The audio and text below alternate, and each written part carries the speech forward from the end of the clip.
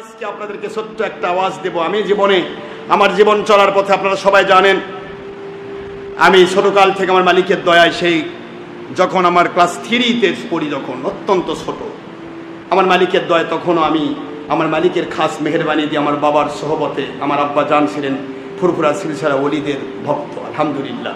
তো আমার আব্বাজান শুধু ওলিদের ভক্ত ছিল বলবো না, 32 বছর ইমামতি করেছেন আমার আব্বাজান। তিনি কোনোদিন খুতবা হাতে নেননি, মুখস্থ খুতবা। সেই সময় 32 বছর আমার আব্বাজান খুতবা দিয়েছেন, কিন্তু লেখাপড়া ছিল অনলি ক্লাস 5, সেই সময় মাইনর পাস। আজকের মুন্সি টাইটেল পাস করেও খুতবা দেখে পড়ে। 32 বছর আমি ইমামতি দেখেছি আমার বাবার জিন্দেগিতে, কোনোদিন তিনি খুতবা হাতে নেননি, মুখস্থ খুতবা পড়েছেন। আমার বাবাকে আমি একজন উৎকৃষ্ট ওলি মনে করি, সেই বাবের সন্তান আমি। ছোটকাল থেকে ওলিদের দরবারে গিয়েছি বাবার সাথে। ছোটকাল থেকে আমার মালিকের দয়ায় সে 5 বছর বয়স থেকে আমি আমার মালিকের, আমার ভাই আসে শুনবেন, 5 বছর বয়স যখন আমার হুজ্জাতুল্লাহর মতো, তখন আমি নামাজ ধরেছি, আলহামদুলিল্লাহ। এর পরবর্তী থেকে আব্বাজান যা যা আমল করতেন, তাহাজ্জুদ, ইশরাক, শাস্ত, আব্বাজান প্রতিটা আমল করতেন। আমি কোনোদিন বাবাকে, এই যে মানুষ দেখেন, এ দুনিয়ার বাতিল 72, তুমি তো মেলা পড়েছো, তুমি ঘুমে ফজরেও ঘুমে থাকো, আমার আব্বা পড়েনি। আমি কোনোদিন রাত 2টার পরে আমার বাবাকে আমি বিছানায় দেখিনি। রাত 2টার পরে উঠে যেতেন, তাহাজ্জুদ নামাজ পড়ে কোরআন শরীফ তেলাওয়াত শুরু করতেন। কোরআন শরীফ পড়তে পড়তে, জিকির ফিকির করতে করতে ফজরের রক্ত হয়ে যেত। আব্বাজান ফজর পরে ইশরাক পর্যন্ত জিকির ফিকির করতেন। ইশরাক নামাজ পড়ার পর তিনি তার কাজে রত হতেন। এটা আমার জীবনে আমার বাবাকে দেখেছি। অথচ তিনি কিন্তু টাইটেল পাস মৌলবী নয়, তিনি কিন্তু দাওরা দামরা পাস নয়, তিনি অনলি মাইনর পাস মানুষ। কারণ একটাই, তিনি ওলিদের সোহবতের মানুষ। এটাই কপাল, কোন মাহাসদিক নেই, ওটাই কপাল। যাই হোক, মালিকের দয়ায় ক্লাস 7 থেকে ইমামতি করেছি, আজ অবধি ইমামতি করে যাচ্ছি। আমি শুধু এটুকু আপনাদের বলবো, আলোচনা সেই ক্লাস 7-এর জিন্দগিতে শুরু হয়েছে, অনেক আগে থেকে আমি আলোচনা শুরু করেছি। এই 50-52 বছর বয়সের মধ্যে আমার আলোচনার বয়স হয়ে গেল 42 বছর, আলহামদুলিল্লাহ। এই 42 বছরের আলোচনার ভিতরে আমার পরবর্তী 42 বছর আগের, 41 বছর আগে 42তম সেই সময়ের আওয়াজ শুনলেও আপনি আজকের ওয়াজের সাথে মিল করতে পারবেন, কোনো কম বেশি হয়নি, আলহামদুলিল্লাহ। তো আমি আপনাদের খেদমতে আরজ করবো, দেশ বিদেশ থেকে যারা লাইভ রেডিওতে আছেন সবাইকে অনুরোধ করছি, আমি আমার বাকি জীবনটা, জঙ্গলে তো যাওয়ার সুযোগ নাই, জঙ্গল তো আর নাই, আছে জঙ্গল, জঙ্গল কেটে সব সাফ হয়ে গেছে। তা আমি আমার বাকি জীবনটা আমার আল্লাহ এবং রসুলের সান্নিধ্যে আমি কাটে দিতে চাই।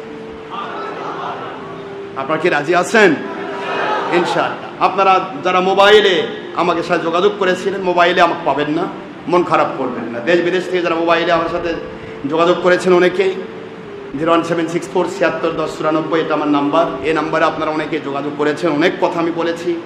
বাবারা, আমি মোবাইল ক্লোজ করে দিব, মোবাইলে আর ইয়া করবো না। আমি শুধুমাত্র আল্লাহ এবং 24 ঘন্টা ওয়াসবির নাফসাকা মা আল্লাযীনা ইয়াদউনা রাব্বাহুম বিল গাদাতি ওয়াল আশিয়্যি ইউরিদুনা ওয়াজহা। সূরাতুল কাহাফের 28 নম্বর আয়াতে কারিমা আল্লাহ পাক বলেছেন, তোমরা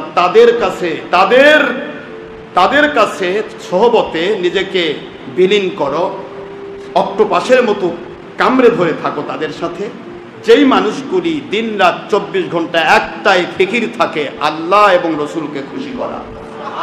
আল্লাহ এবং রসুলের খুশির জন্য যারা আমল করবে, তাদেরকে ধরে থাকলেই তোমাকেও সে ওলি বানায় ফেলবে, তুমি ওলি হয়ে যাবে। এই জন্য আমার জিন্দগিটা, আমি তো ছোটকাল থেকে এ পর্যন্ত এইভাবে এসেছি। ওয়াজ নসিহত তো আল্লাহর রাস্তা, সবই আল্লাহর রাস্তা। আল্লাহ রাস্তার জিহাদ হচ্ছে সত্য কথা বলা, উত্তম জিহাদ সত্য কথা বলা, উত্তম জিহাদ সত্য গোপনকারী বোবা শয়তান। সেই হিসেবে আমার জীবনে আমি লৌকিকতা করে কোনো কাজ করি, তারপরই এখন মোবাইল পর্যন্ত আমি অফ করে দিতে যাচ্ছি। মোবাইলে যোগাযোগ রাখবো না। মোবাইলে শুধু যারা আপনারা অনেকেই দেশ বিদেশ থেকে, আমরা বাবারা অনেকে আছেন, আমার মায়েরা অনেকে আছেন, বিভিন্ন জায়গা থেকে বিকাশে, নগদে, রকেটে, 3টা ইয়েতে আমাদের দরবারে আপনারা টাকা দেন। এটা আপনারা যদি ওইভাবে দিয়ে যান, এটা আমার পক্ষ থেকে, আমার মোবাইলে 2টি SMS লেখা আছে, আমার পক্ষ থেকে লেখা আছে বরকত হিসেবে, একটা ইংলিশ আর একটা বাংলা। যে টাকা পাঠাবেন তাকে দরবার থেকে, ছেলেরা যে কেউ দরবার থেকে আপনাকে এই SMS এর উত্তর দিয়ে দিবে, শুধুমাত্র একটা দোয়া হিসেবে, হয় ইংরেজিটা নয়তো বাংলাটা। এই দোয়াটুকু শুধু আমার মোবাইল থেকে আপনারা পাবেন, দরবার থেকে দেওয়া হবে। আমি মোবাইল পর্যন্ত ব্যবহার করছি না। আর পাশাপাশি একমাত্র মাহফিলের খবর আমাকে দেওয়া হবে। আমি হুজরাখানায় যেহেতু আমল করবো, আমার ছেলেরা দেবে। শুধু মাহফিলে বের হয়ে যাবে গাড়ি নিয়ে, মাহফিল করে এসে আবার ঢুকে পড়ব। আমার জিন্দগিটা আল্লাহ এবং নবীর সান্নিধ্যে কাটিয়ে দিতেছে। আল্লাহ পাক যেন আমাকে সাহায্য করে। শোন আল্লাহ, আমি বাজার করি না বাবা, বাজার করি না, ঘাট করি না, ব্যবসা করি না, চাকরি করি না, কোনো জায়গাতে কোনো কিছু করি না। আমি যদি আমার মালিকের সান্নিধ্যে না থাকতে পারি তো কোথায় থাকবো? কথা বলছেন না? সব অলিরাই আল্লাহ পাকের জন্য সময় দিয়েছে, আমাকেও মালিকের জন্য মুরাকাবা মুশাহাদার সময় দিতে। জানি না মালিক কতদিন নেবেন। মালিকের কাছে যাওয়ার সময় তো ঘনিয়ে আসতেছে। জিন্দেগির প্রতিটি আমল আমার হয়েছে নবীজির সুন্নাহ হিসেবে। প্রত্যেকটা জিনিস, ছোট থাকতে মা হারাইছি, বাবা হারাইছি। আমার জিন্দেগির প্রতিটি আমলে দেখেছি ছোটকাল থেকে আমার বাতিলেরা চেষ্টা চালিয়ে এসেছে। হুজুরের বিরুদ্ধে যেমন বাতিলেরা পেরে ওঠেনি, আমার সাথেও কোনোদিন পারেনি। আলহামদুলিল্লাহ, এটা আমার মালিকের গয়েবী মদদ। যেখানে যাই মালিকের গয়েবী মদদে ভরা। প্রতিটা জায়গায় দেখেছি মালিকের গয়েবী মদদে ভরা। মালিকের গয়েবী মদদে আমার জীবন। তিনি না চাইতে আমাকে দয়া করে ঢেলে দিয়েছেন তার রহমত, তার বরকত, তার শান্তি। তিনি ঢেলে দিয়েছেন কোটি কোটি টাকা, ঢেলে দিয়েছেন আপনাদের মতো লক্ষ লক্ষ কোটি কোটি ভক্ত। যে ভক্তগুলি ছলচাতুরিবাজ নয়, ধান্দাবাজ নয়। একটি কথা মনে রাখবেন, ছলচাতুরিবাজ, ধান্দাবাজ, যারা বিভিন্ন প্রকার ছলচাতুরিবাজ, এই মানুষগুলি ক্রিমিনাল শ্রেণীর মানুষ। সে যে প্রকৃতিরই হোক, যে দরজারই হোক, ক্রিমিনাল শ্রেণীর মানুষ আমার সাথে টিকে থাকতে পারবে না। আমার সাথে টিকে থাকতে হলে সহজ সরল মনের মানুষগুলি টিকবে। সেটা কি জ্ঞানী কি অজ্ঞানী, আমি শুধু এটুকু জানি, ভালো ভালো মানুষগুলি আমাদের সাথে সম্পৃক্ত থাকবে। আর যত বাতিল ফেরকা দেখবেন, ওই এলাকার সবচেয়ে মোস্ট ক্রিমিনাল লোকগুলোই বাতিল ফেরকার যায়। সেটা ভালো হোক আর নিম্ন শ্রেণী হোক আর উচ্চ শ্রেণী হোক। রিক্সাওয়ালা হলেও দেখবেন যেটা ক্রিমিনাল, ছলচাতুরিবাজ, এগুলো বাতিল ফেরকার দৌড়ায়। কথা বলছেন না কেন? আবার ডাক্তার হোক, ইঞ্জিনিয়ার হোক, বড় বড়িয়া হোক, যেটা ক্রিমিনাল শ্রেণীর মানুষ, এরা খুঁজে খুঁজে বাতিল ফেরকা খুঁজে বের করে। আর যারা সহজ সরল শ্রেণীর মানুষ, আল্লাহ এবং রসুলকে পাওয়ার জন্য পাগল, এই মানুষগুলি হক্কানি ওলিদেরকে খুঁজে খুঁজে বের করে।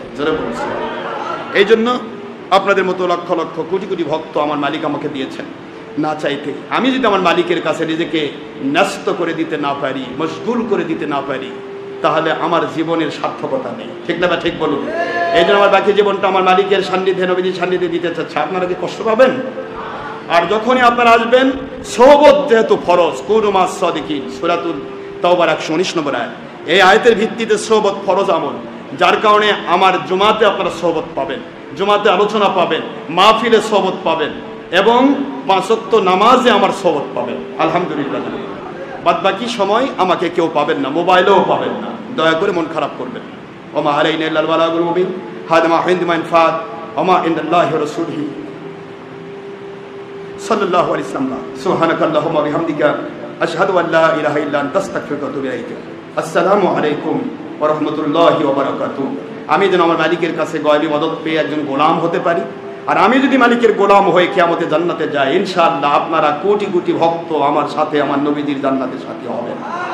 ইনশাআল্লাহ বলেন, ইনশাআল্লাহ বলেন।